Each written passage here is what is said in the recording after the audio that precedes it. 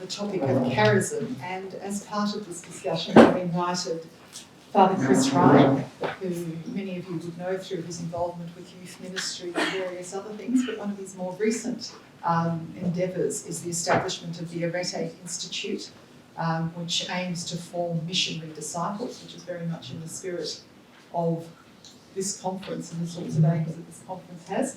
The other person on the panel is Anne Chellingworth. Anne, at present, is Pastoral Projects Officer for the Diocese of Cairns, and that involves things like youth ministry coordination and working with parish councils and much, much more.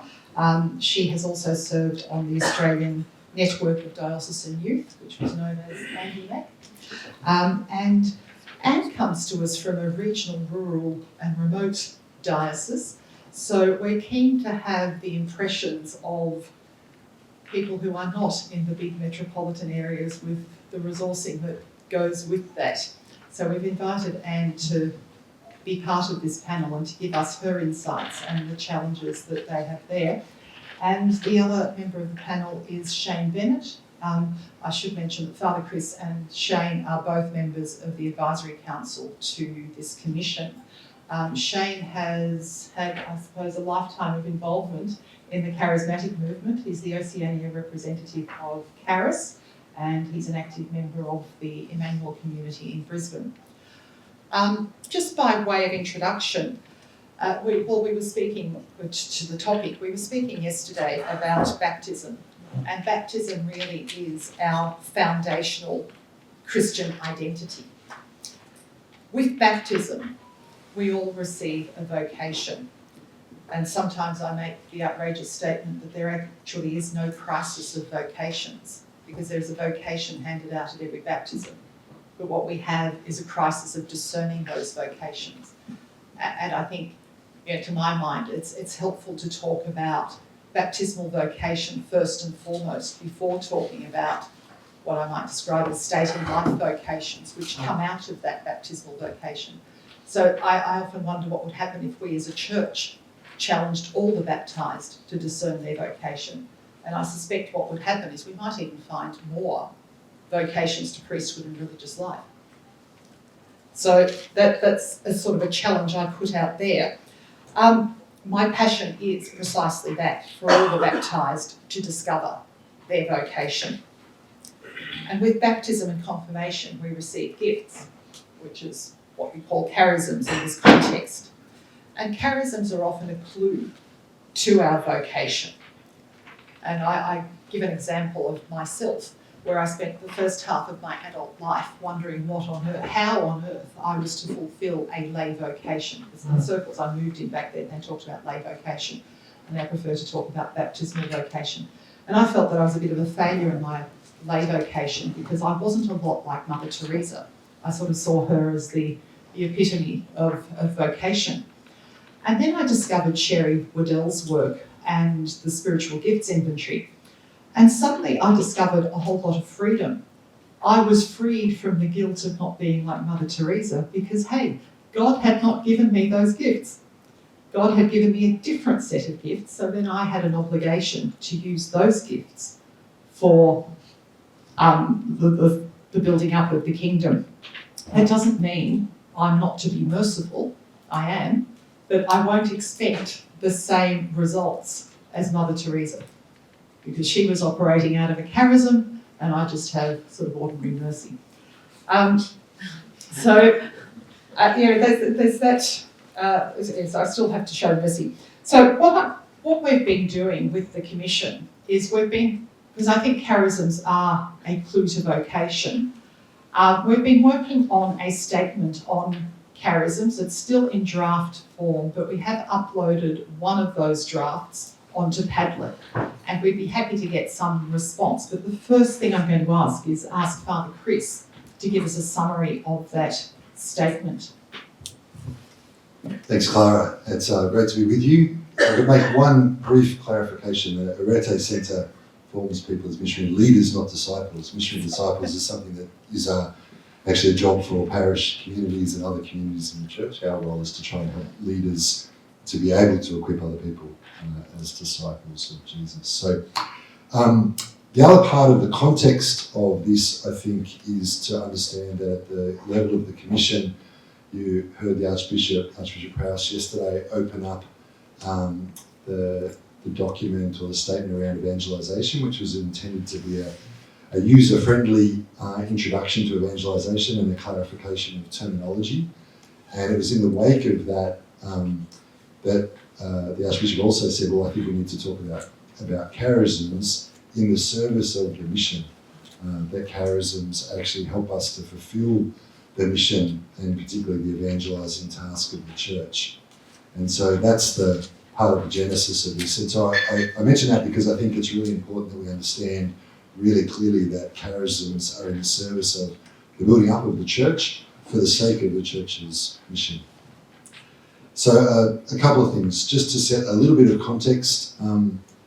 I think that the first thing we might recognise is that our church has been given all sorts of resources for the task of proclaiming the gospel, of evangelising and making disciples. And one of the things that the Archbishop spoke about yesterday was the centrality of the charisma and the importance of that. But he also said that doesn't happen in isolation. There's a whole bunch of elements that happen around that. And one of those elements, and it's only one, is the fact that through our baptism and confirmation, we've been given gifts by God, charisms, for the sake of the building up of the church so that she might fulfil her mission in the world. And so what we're recognising here is that our greatest resource as a church is the Holy Spirit. And charisms help us to rely more deeply upon the Holy Spirit working in and through us to fulfil God's mission in the world. And so I just want to be really clear there is that today, this session where there's lots of things about evangelisation we could be talking about, and we're narrowing down to one particular element, a really important element, but it's only one element amongst the bigger aspects or dimensions of evangelisation. So, as I mentioned, the word charism simply means gift. It's a word that St. Paul actually coined. He took a normal, ordinary word, gift, and made it into a new word, charism, and he meant something specific by that. And so the gift that he's talking about here, we might distinguish from several other gifts as well. Most important are the set of gifts, if you like, are the gifts, the graces that we receive through the sacraments. But when we receive graces in the sacraments, much of that, many, if not all of it, but much of that is actually for our own personal sanctification. The most obvious one we might think of when we think about the gifts of the Spirit, our mind probably first goes to confirmation and the 7 gifts of the Spirit that we all receive. And they're gifts to make us holy, to draw us closer to the Lord, to bring us into a deeper relationship with God. But that doesn't exhaust the gifts that God gives to the church. And so charism is different from those kinds of gifts or graces, because the gifts that we receive as charisms are not for our own sake, but they're for the sake of others. The other thing that we might mention, and I think the Archbishop did yesterday, is that when we hear the word charism, quite often in the Australian church, we think first and foremost of the communal charism of religious congregations. And so we might speak of the charism of the Jesuits or the Sisters of St. Joseph and so on. And there's definitely a truth in that there is a charism usually given to the founder, and in some way or another the other members of the congregation share in that. But to narrowly understand charism as only referring to that is a problem, because when we listen to St. Paul in the New Testament, when he speaks about charisms, he very much says they're given to individuals who then, working together, build up the church together. And so that's got to be the primary understanding of charism. If we have an understanding of a communal charism, that's secondary. The primary understanding of charism needs to be that it's gifts given to each and every one of us by virtue of our baptism and confirmation, not because we may or may not have, most of us haven't, joined a religious community. But all of us have been given charisms by virtue of our baptism and confirmation. Couple of things to say about St. Paul's teaching on the charisms, and this is all very brief. Just firstly, to distinguish charisms from human talents or skills. I can be naturally, through the nurturing of my parents, through the genetic disposition and makeup of myself, to have certain talents or aptitudes at a human level. I can also acquire different skills by study and practice and learning. But a charism is actually something that the Holy Spirit does in and through me. And so we want to distinguish, not so sharply as to say that a talent can't also become or ultimately end up as a charism, but that a charism and a talent aren't necessarily the same thing. Okay? What St. Paul does is he provides a list, or several lists in fact in the New Testament, of different charisms. They're not identical lists, which to give us some kind of indication, I think, that these are not exhaustive lists. We're not meant to understand them as being comprehensive. Some of those charisms are eye-catching kind of ones. He mentions healing, miracles, words of knowledge, speaking in tongues.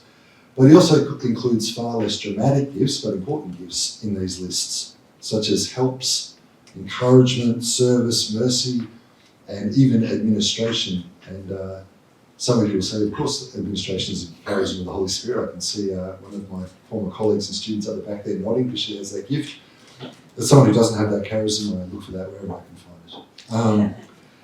So, recognising then that the Holy Spirit gives charisms to different people, and particularly in one community, different people will have different charisms. In one parish, in one faith community, different people will be given different charisms. That's part of the provident purpose of God. That what happens then is we're to work together to be able to serve and build up the church. Another clarifying piece would be, we see charisms often when we look through the lives of the saints. So after the New Testament period and Paul's teaching on charisms, we see charisms at work in the lives of the saints. We think of a Mother Teresa, or we think of a Padre Pio, or we can point to the way in which God used people in dramatic ways to bring about his purposes.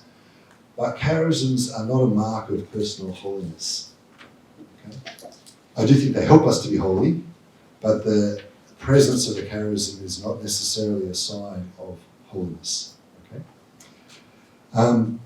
What we might also say, and I won't go into great detail here, but what we might also say is if we've got very clear teaching in the New Testament about the charisms, we don't hear that language so often in many points in the church's history, but we see the reality of charisms in people's lives, whether that's in those that are now canonised saints, or when you dip into church history, you see people who were never canonised but were clearly supernaturally being aided by God to bring about God's purpose in the world. At Vatican II, we recovered the language of the charisms in the Catholic Church. And so the Second Vatican Council, so the last ecumenical council we had in the church, so therefore a moment of authoritative teaching in the church. We have in the the dogmatic constitution of the church, Lumen Gentium, a section on the charisms and their importance.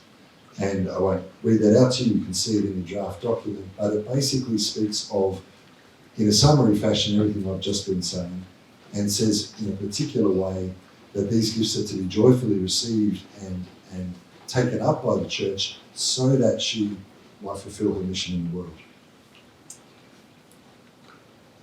I think that's probably enough for now as a scene-setting piece. There's lots more that could be said, but I think perhaps that just sets the scene for what charisms are and what their purpose is. And so we'll go deeper into the conversation from there. Thank you. I'll now invite Anne to reflect on that and perhaps ask a few other questions. Thank you.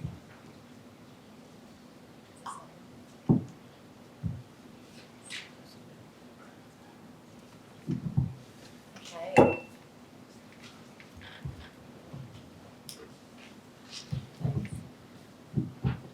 I really love the idea of having a parish where people are aware of their charisms and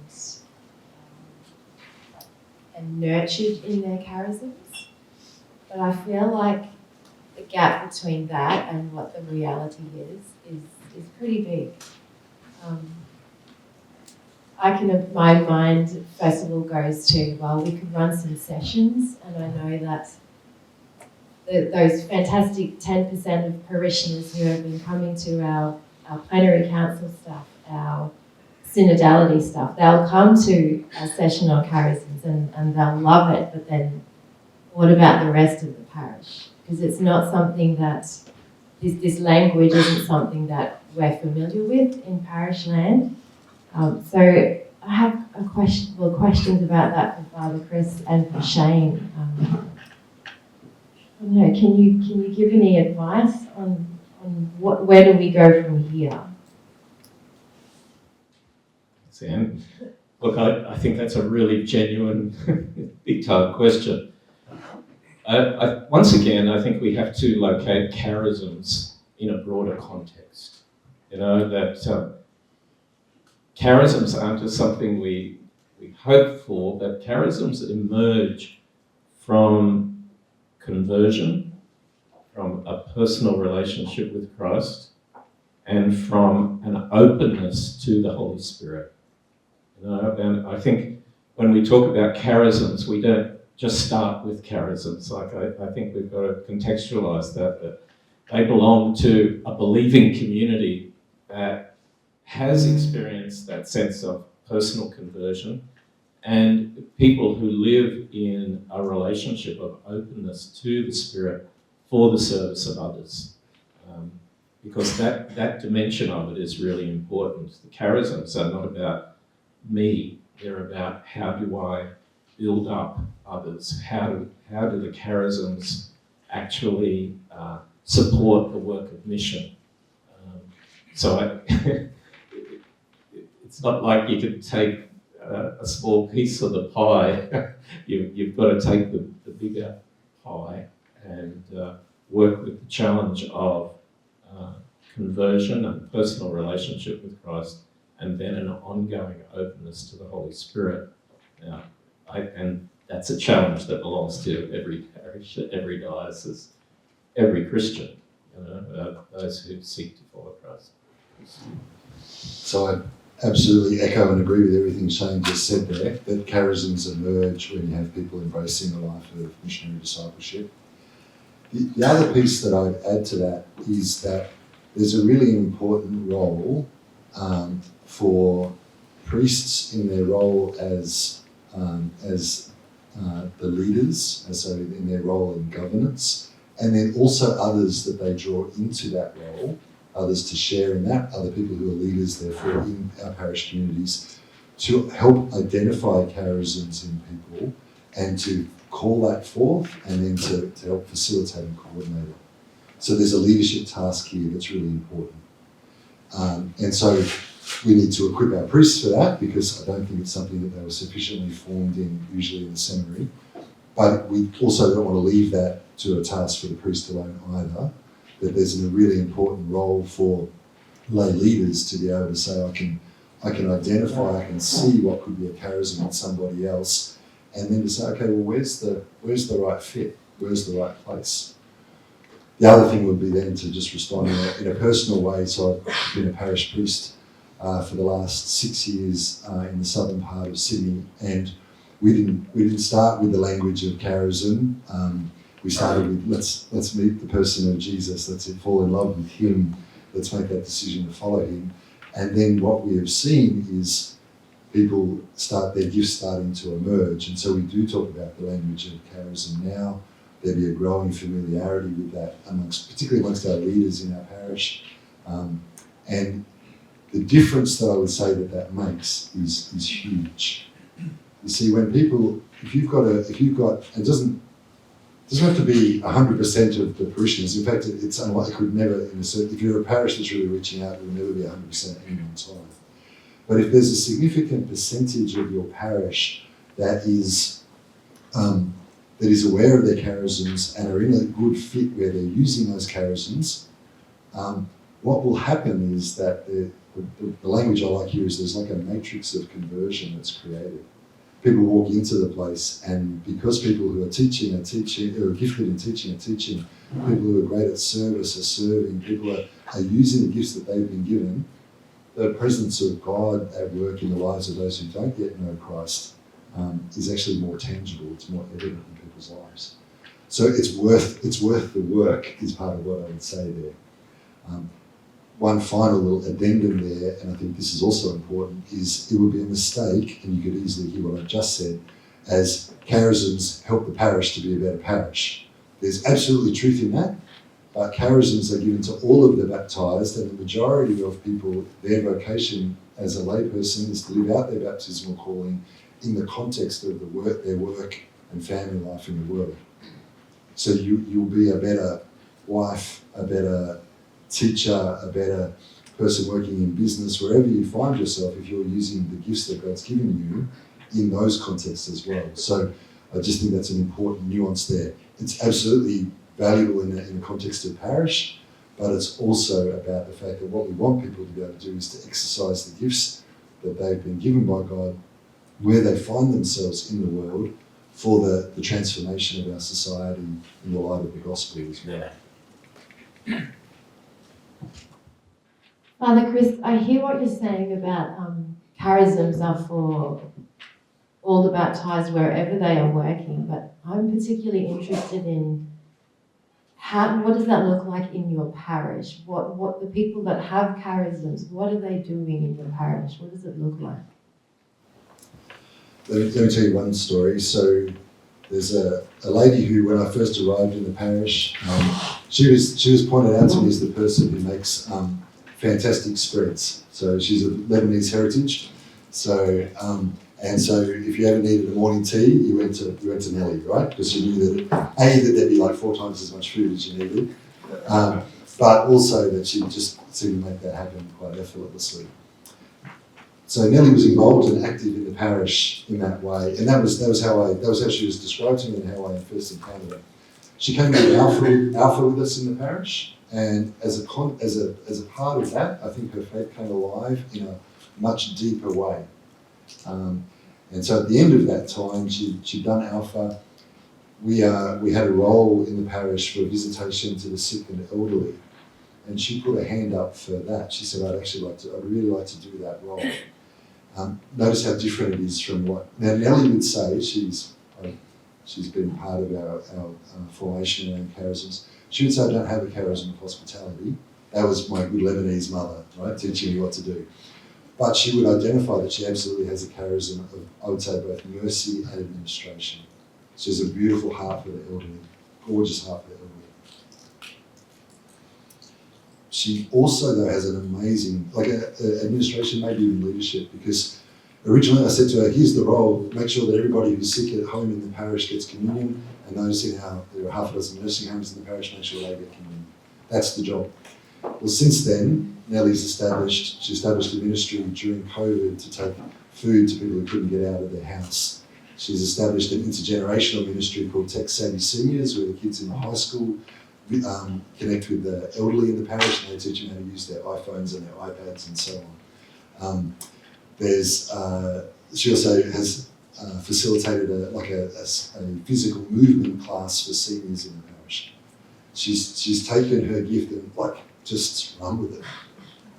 So that's just, I could multiply those stories, but there's a really practical one of somebody who, on the face of it, you might have said, here's what you're good at, here's your contribution, you're great for the sandwiches, and here's actually what she's been able to do. So much so that Westfield, in our area last year, she's the local hero for the Westfield area, and the ministry that she does is $20,000 richer for the prize that she won for her service in the community.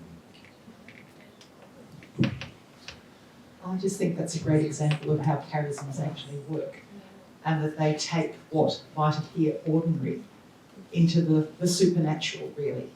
And they're the sorts of stories we encounter when people have a charism and they allow the Holy Spirit enters into their lives. What happens is phenomenal. And that is exactly what we see in the lives of the saints. And I think that the challenge is to all of us. We're all called to that. We're all called to find our superpower, if you like. And the charism is our superpower. Now, I was just going to say, Shayne, is there anything you want to speak into that in terms of concrete examples of charisms at work?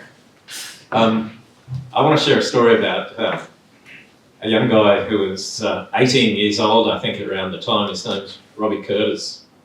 Now, Robbie came to me. I was leader of the Emmanuel community at the time, and he said, "Look, I've grown up, and my family has a heart for the poor, and I do too. I don't know what to do with it, but I just want to make a start." He said, "What do you reckon if I grab a couple of young people and we just go downtown? I've got a guitar, play a few songs, see if anybody wants to join us." And I said, "Sure, go right ahead." And that was his starting point. Now today, Robbie runs a 7-day-a-week centre as an outreach to the poor and homeless, providing X number of meals. I think it's the largest server of homelessness in the city. Far outstrips the government-funded one. And has had the capacity to push through the obstacles, to work with people who are not part of Catholicism or the Christian context. Now, these are people who believe that it's a good thing to care for people on the streets. And they have committed to renovating derelict buildings, other people. And it's just like the story of God's provision isn't limited to what we as Catholics might do, or we as Christians might do. And I think there's a way in which people in a secular world recognise charism. And that sense of charism is what was needed to carry through, because in terms of just human perseverance, there was enough difficulty there, both in the church context and in the practical dealings of life, to turn anybody off. But it was a God-given gift to be able to push through, to care for the needs of the poor and the homeless, and to invite others who were not part of the Christian family, but in whom God was acting. And I think this is one of the real mysteries and challenges for us, that in some ways there can be greater support and recognition of a charism from without than from within. And it's like the church never has any money. As someone once said, the church was founded on the rocks and it's been on the rocks ever since in terms of its finances. But God provides. What God initiates, God provides for. And I think it's a great example of a guy who's now married with 7 of his own kids, and whose home is a place of welcome to the homeless as well.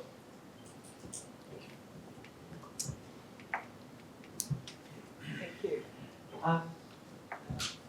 Is this working? It is. Okay.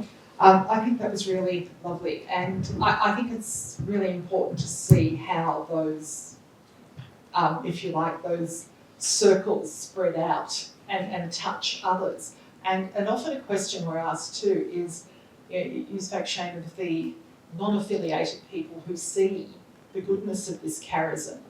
Sometimes people also ask, are charisms only given to the baptised? And I think that's interesting, because we say we know that charisms are given to the baptised, but there are also people of goodwill out there who are open to these promptings. And I often use the example of someone like Fred Hollows. I mean, he had links to the church, but he himself was not a believer.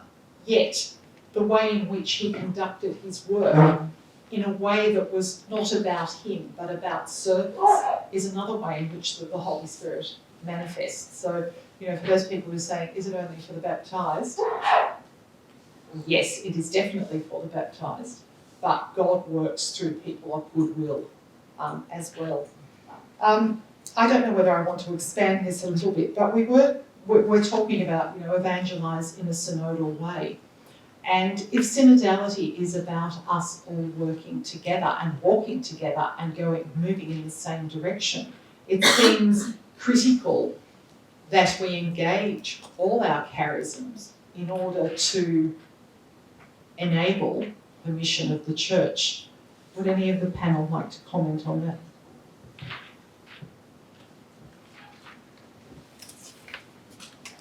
I think one of the things that an awareness of charism and being able to identify the charisms of people is that from the perspective of synodality, so if we've been talking about it from the perspective of mission, then we can see how charisms play their role in the mission of the church and building up the church for the mission. From the perspective of synodality, I think one of the things that charism does, it helps us to be able to appreciate what other people bring to the table. That if we're about working together in communion, if synodality in a way is the concrete methodology of communion, then one of the things that an awareness of charism does, it helps me to realise that I see the church's task and mission, I see that through the lens of the charisms that I've been given, and you see the church through the lens of the charisms you've been given. And all too often in the church, that can be a cause for tension or problem. But if we're aware that it's actually you're seeing through your gifting and I'm seeing it through my gifting, there's gifts to be received here from each other. So I think it can enhance the dialogue that we have as a church when we have an awareness of this, because we know that we bring different gifts to the table. None of us have a monopoly on who the church is, what the church is called to do. And so we can receive the gifts of others and say, okay, well, how do I hear that in a fresh way for something greater than what we could have achieved on our own? So I think charisms have a really helpful part to play there when we think about synodality.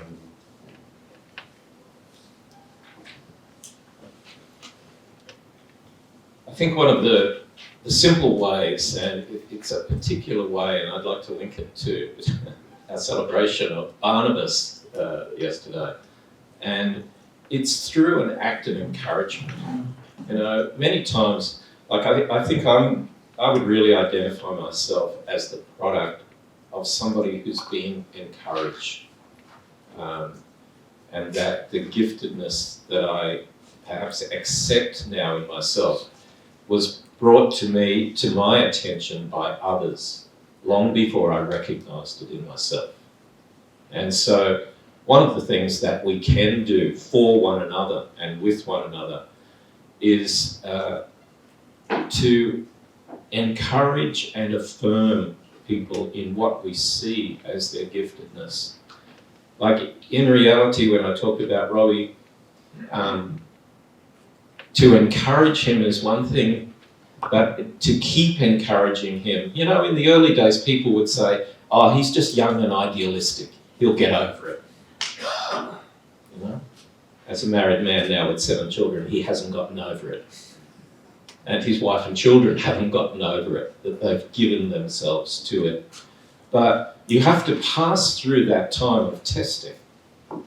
You know, I'm grateful to some bishops who had a strong influence on me to keep pursuing a path that wasn't really open at that time to lay people. And that was not an easy task, but there were people who believed in me, who encouraged me. Now, I could have given up easily enough by the limitations of where the church was at that time. But there were people who could see beyond where we were and said, keep going, and this is what you need to keep going. And so, you know, like I think we can use the influence that we have, and I've been privileged to work a lot of my life with youth and young adults who need that sort of encouragement. And in giving that encouragement and in experiencing their responsiveness, I think we in turn become encouraged in the process. Thank you. So in my mind, I'm thinking, well, how are we going to bring this to Cairns? What can we do in our small diocese? And I really do take a lot of, I feel hopeful hearing about encouragement. And then also, Father Christie spoke about you only need to have that small percentage and then it becomes contagious. That's something that we can do, just working on the small percentage. So now instead of seeing this like huge task, it's like, okay, there's some concrete steps that we can take in it. Yeah, thank you.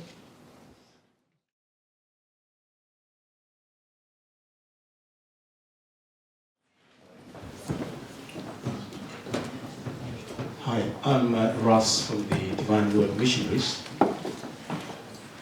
A question, what organizational or administrative structures you find currently operating in the church that functions best for releasing the charisms of the baptized faithful for God's reign? Another way of putting this is, what aspects of our current model of church that continues to suffocate the charisms of parishioners? Thank you. Sounds like yours.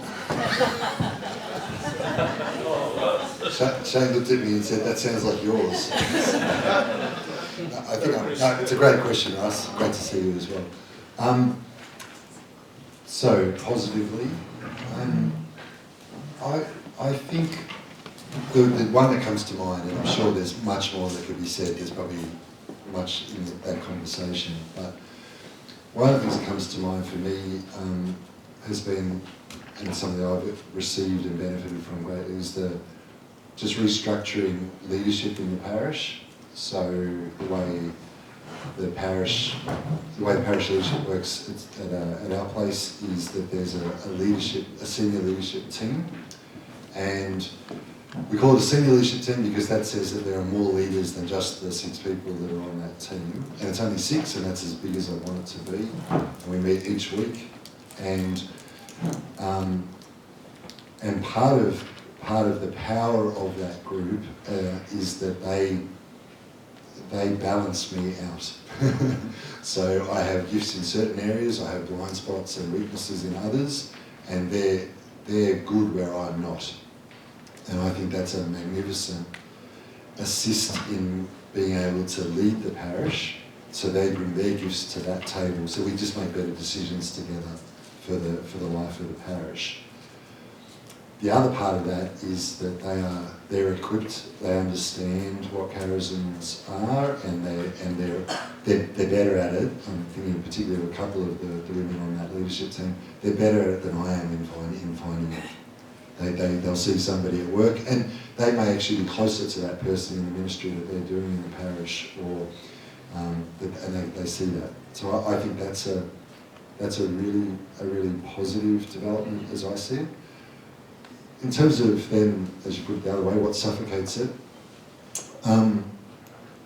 So speaking as a priest, I think that there's a task for us as in our, and we're just talking about it in the discussion time, maybe there's work being done in seminary formation, there's undoubtedly more to be done, but in ongoing formation of clergy, to be able to realise that we're ordained as priests to teach, to sanctify and to govern. So that's how we share in the priestly, prophetic and kingly ministry of Jesus, configured to him. That governance, I would suggest that the fundamental task of priestly governance is to actually identify and facilitate and coordinate the charisms of others, because that builds up the church for the sake of the mission. I don't think we talk about leadership like that. I don't think we talk about governance in the church in that way. I think that would be a game-changing difference if we did.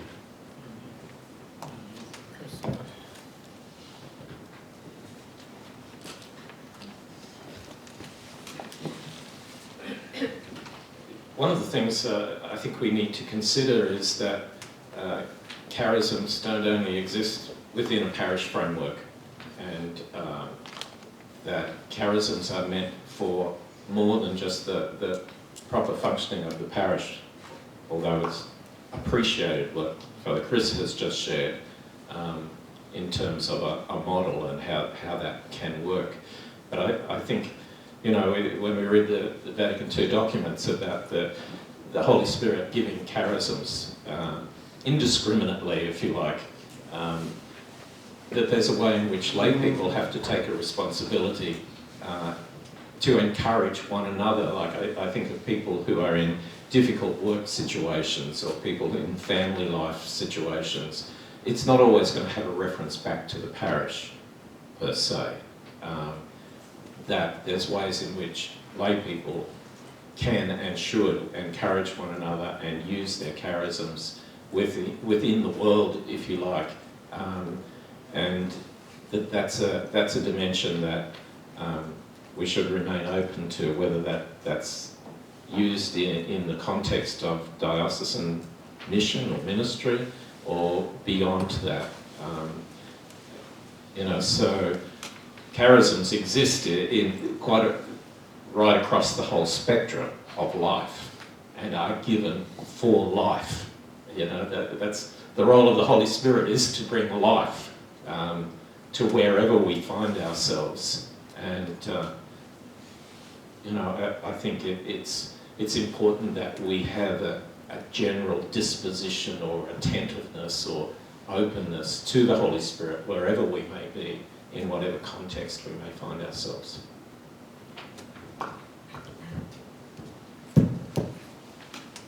Any further questions? Yes.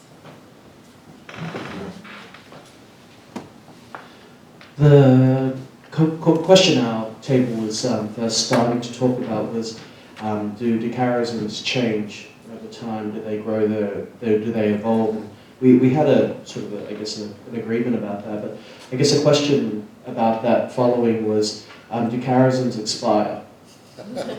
Is there a time where charisms are designated for a particular time in a particular place, or you know, should we be ushering these charisms and trying to force them?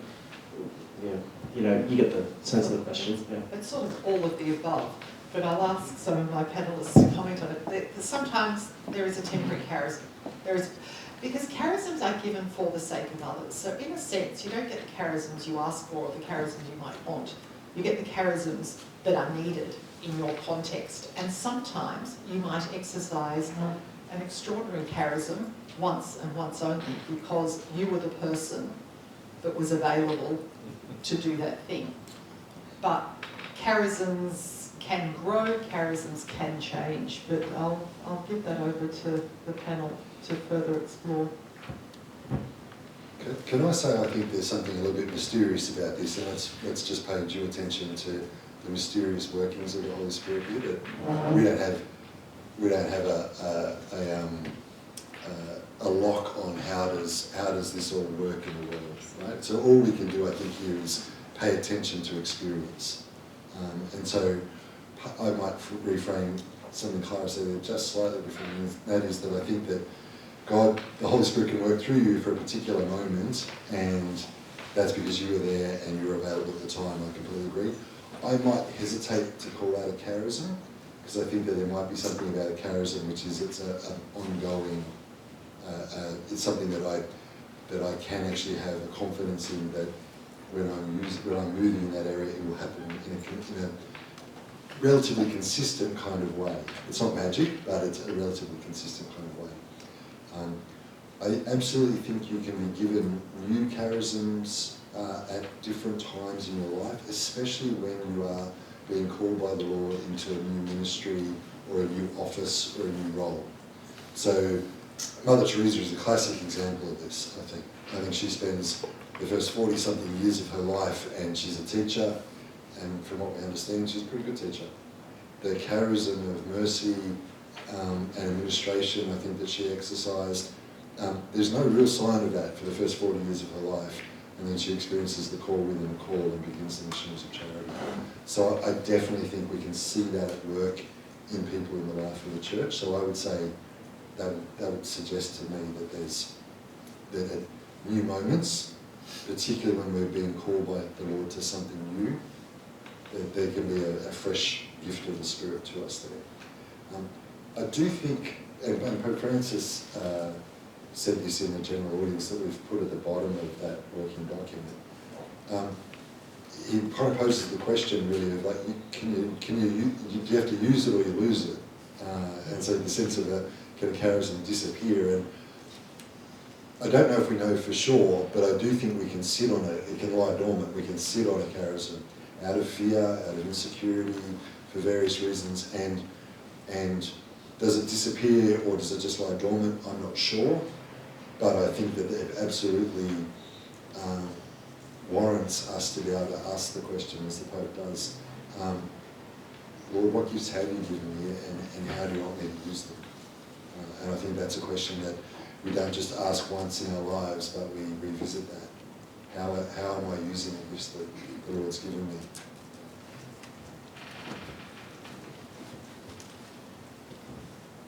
Any other questions? Lisa?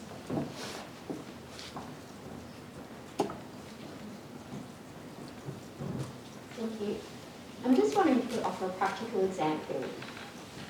Year 6 confirmation process, Year 6, we've got children, in Year 6 we've got parents. Often, in my context, we might have 100 people, 100 families come, 10-20% would come to Mass regularly. What language would you use around this, whether it's the word charisms or something different, but have you had experience in sharing this with that group of people to open the possibility of, one, getting to know Jesus more, and not just through this one process, but to build on understanding, the gifts that they have to share through their baptism or vocation. Have you had practical experience in that area?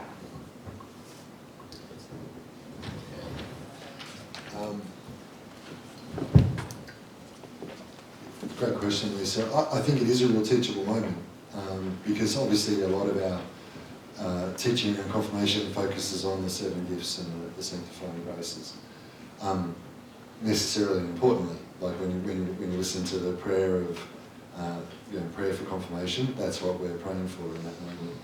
But it is a teachable moment to say, your baptism and your confirmation, those 2 sacraments are inextricably linked, of course, and that this is about vocation. It's about being sent. It's about taking up the mission. And so I think it's a teachable moment with kids.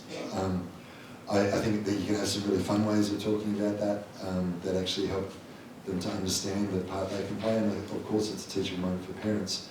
The caveat I would say is that I feel like that's an element within the bigger picture. I see sacramental preparation as foundationally a moment of evangelization, and so that it's a moment to actually, it's about a sacramental prep that doesn't have the charisma at the heart of it.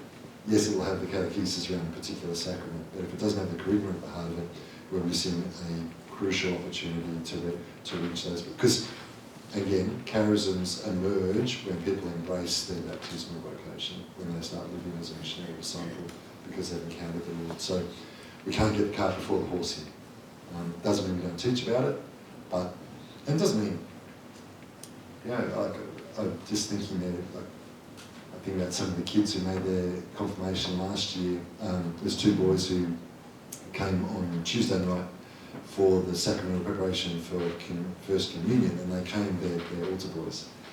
But they're little youth leaders in Year 7 in the parish. What charisms have they got? We don't know. I wouldn't hazard a guess yet, but I bet you they're emerging. Because these guys, they've made a decision appropriate to their stage of life that they want to follow Christ. And so, I would expect to see those things. And they're showing up to serve. What does that mean for their charism? That might play itself out over time, but my point here really is charisms are not for adults, they're for disciples. And we can expect to see charisms emerge as kids embrace their faith and their relationship with the Lord as well. Perhaps it's also worthwhile saying, well, that's a snapshot of preparing young people for confirmation. What about everyone else? Because the reality is so many people do not know that these charisms exist or that they can experience them and exercise them. And so, It was only around 1990, Pope John Paul II said, it was at the Second Vatican Council, that we rediscovered this charismatic dimension of the Church, being the charismatic and the institutional are the two constitutive elements of the Church. And so many people are still have had no formation in this. That as a church, it's like we need a whole new awareness. And we can talk about, it's been quoted, Paul VI, the church, the great sleeping giant. And one of the tasks is to awaken the baptismal reality and the power of the Spirit in the lives of Christian believers. That it's not just some small thing. That Pentecost was a moment of power given in the life of the church. And that power was not a bad thing. And so often I think we can feel intimidated by the world around us and by the environment around us. And it's that gift of the Holy Spirit which enables us to engage the world in which we live. Now, some people don't know that they're operating out of charisms, but they are, whether they've been taught it or not. But there are many others who aren't aware that this thing is real. Like I had an older gentleman come up to me after a weekend, and he said, "Why is no one, like, I get to this age and suddenly I find out you can have a personal relationship with Jesus. Where did I miss that?" And so there are these things that are fundamental to our faith that sometimes we need to revisit and find platforms, and it's great to see it in a place like confirmation. But what are the others that we can utilise to help people become more aware of what God has gifted His church with? Time for some more. Yep. One of the questions or part of the conversation that came up for us was that some parishes, this has really taken off and become very vibrant. In others, that there's been a bit of a closed door and sort of there hasn't been the space enabled for it to flourish. I've been grappling with that in my own parish, being introduced to Called and Gifted and Sherry Waddell's talks. And I was just wondering if you had any advice on how would you go about approaching that conversation in a parish that would more likely generate some level of openness, curiosity, support for moving forward. I'm very conscious that the Holy Spirit sometimes just creates opportunities when you don't expect it, and just to grab them and allow Him to move. But I'm also wondering if there's any learnings that you have generally on who do you talk to, what would you mention, and how would you discuss it in a way that would get the parish priest and other people more interested in learning more about this? Great question. The first thing I want to say, and there's a couple of points I want to make here, the first thing I want to say is you don't need permission for this. Okay? So one of the things in the teaching on the charisms in the scriptures, and then as it particularly comes into the teaching of the church, is that this is given to you by virtue of your baptism, so you don't need permission. At the same, in the sense of you can explore this, you can discover this, and the support of your priest is not absolutely required in that sense. Now the caveat and the balance of that is St. Paul will say that it's the role of pastors to actually test and discern the charisms, and that we want to move in the spirit, in a good spirit here of we want to do this together. If it's really for the building up of the church, we do it together. So there's a necessary tension there. But I do want to say to you, the baptismal vocation, to live that out, that's given to you by virtue of your baptism, not the permission of your priest. You move in good order and with a spirit of working together, of you're responsible together. But you can explore this and work on this and discover it. So that only goes part of the way to answering your question, though, because you want it to actually have a bigger impact than that. This is a very pragmatic, and we've been counselled against being too pragmatic, but I'm going to be an Aussie pragmatist here. My experience of one of the best ways to get some traction here is you touch into the pain point. Like if there's a refrain that you hear among clergy again and again, it's that they say there's nobody to do anything. So let's lean into that and say, Father, I've got a great way to actually have a whole bunch of people, and you know what, it'll take off. Like don't freak him out by saying too much. Like it'll go beyond your wildest dreams and imaginings. But if he actually really goes with it, it will. But it's to say, well, there's a pain point, and it's to say, well, here's the piece. One of our axioms in the parish is we want people. We believe that everybody should be serving. Okay, we say to everyone's called to serve in some way or other, according to their gifts and their capacity. Okay, so the capacity that a young mum might have is different to somebody whose kids have grown up. The capacity of somebody who's working, and capacity changes, right? But everybody's called to serve according to their gifting.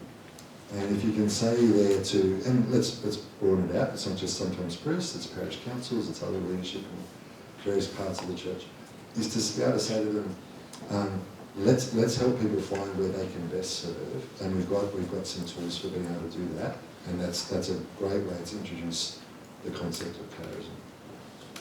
Let's find out, let's help people serve where they're going to actually do a good job and not a bad job, where they're going to flourish and not burn out, where they're going to actually have fun doing it, rather than this is a chore that I've got to do because I want to help Father. That I think is the way in. At the risk of being too pragmatic, I think that's the way in. Bishop Homing.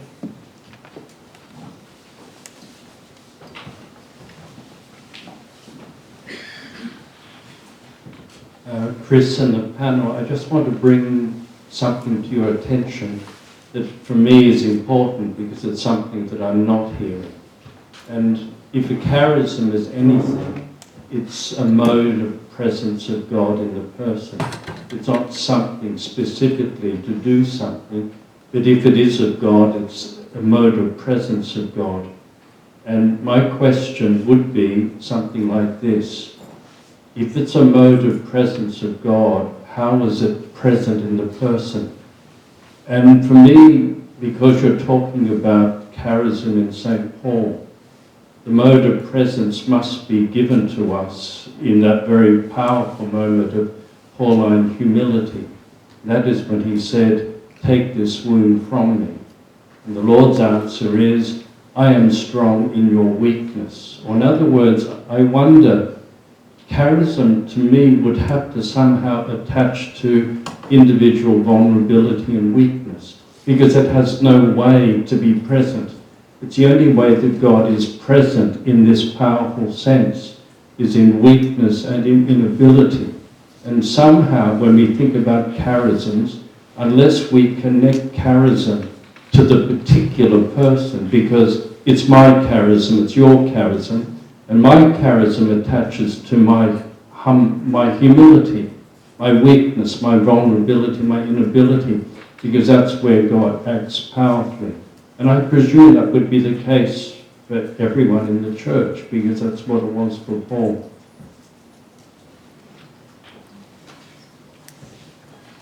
I'm not as nuanced as some of the people on this panel, but often when I speak with people about charism, it is most powerful when our ego gets out of the way. So it's most powerful when I am naked before God. And I sort of put that out there as really being the source of the charism. It's a surrender to what the Holy Spirit wants to do in us. But I'll ask Father Chris and other members of the panel if they want to speak into it.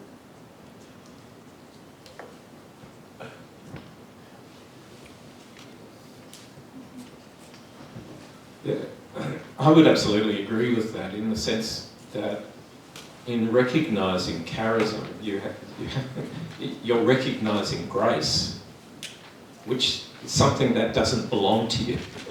It's something that goes beyond who you are and what you are capable of. And I think, one of the ways of even recognising a charism in your own life, not only from the feedback of others, but by an honest recognition of your own capacity. That the exercise of a charism takes you so much further than what your natural skills and capacities can actually achieve. And I think that's one of the distinctions Father Chris spoke about earlier. It's not just a natural gifting, it's something that comes from God.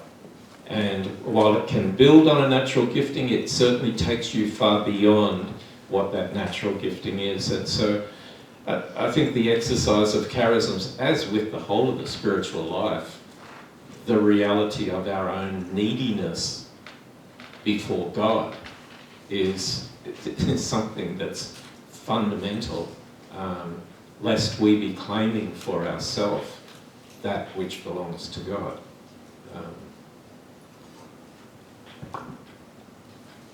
Yeah, I think I just want to affirm that as well, really. I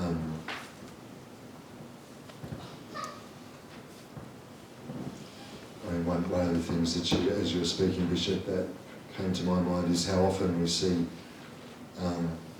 part of how we recognise that it's God at work is that the person at a human level looks either they externally look completely incapable of doing what's going on, or they experience, or they would articulate that themselves in their, maybe in their, we only know about it because we've read their journal or their private writings, and they're now canonised and so on. But so I think that's absolutely true, and perhaps a really important piece here. And this might be an important piece.